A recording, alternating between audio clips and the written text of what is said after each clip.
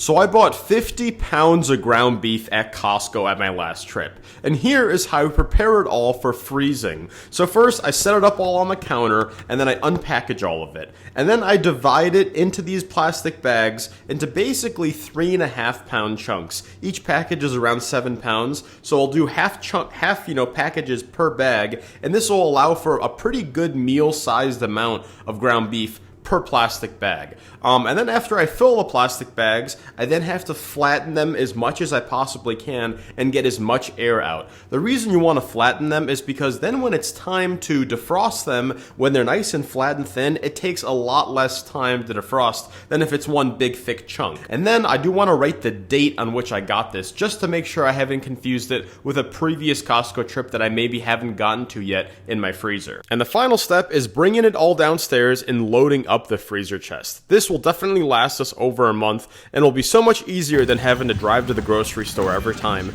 to pick up more beef.